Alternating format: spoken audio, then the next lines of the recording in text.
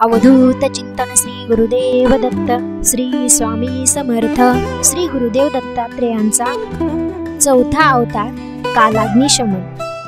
श्री दत्तात्रेयांच्या चौथ्या चरित्र अवताराचे नाव कालाग्निशमन असे होय। अनुसया व अत्री आपल्या तपाचे कार्य संपवून आपल्या आश्रमात आले व सदा सर्व काळ ध्यानातच घालवू लागले। असा बराच काळ गेल्यानंतर त्यांच्या शरीरात तपाचा अग्नी जगाच्या नाशकाली वाटणाऱ्या कालाग्नीप्रमाणे वाढू लागला। तो तप्त होऊन त्यांच्या शरीराअंतर्गत होणाऱ्या तापाने त्यांचे सारे अंतरंग जाळू लागला। सर्वज्ञ भगवान प्रभूंच्या लक्षात ही स्थिती आली व त्यांना अत्री ऋषींची करुणा आली।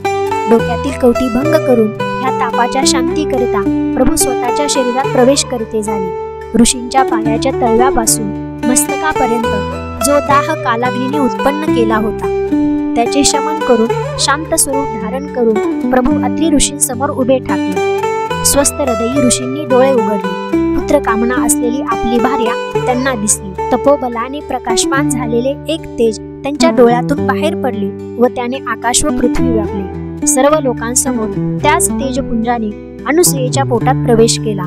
9 दिवस व 9 मास लोटल्यावर आपले वचन सत्य करण्यास व भक्तांवर अनुग्रह करण्यास सर्वात्मा अज असूनही अनुसयेच्या पोटी प्रवर्तले।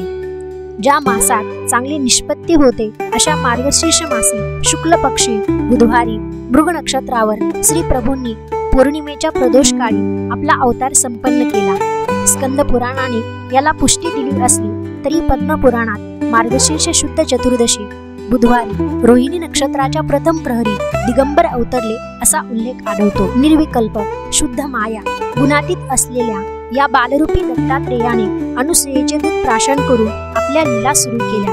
भक्ताचा उद्धार ते आजही करीत आहेत। दिगंबरा दिगंबरा श्रीपाद वल्लभ दिगंबरा दिगंबरा दिगंबरा श्रीपाद वल्लभ दिगंबरा दिगंबरा दिगंबरा श्रीपाद वल्लभ दिगंबरा।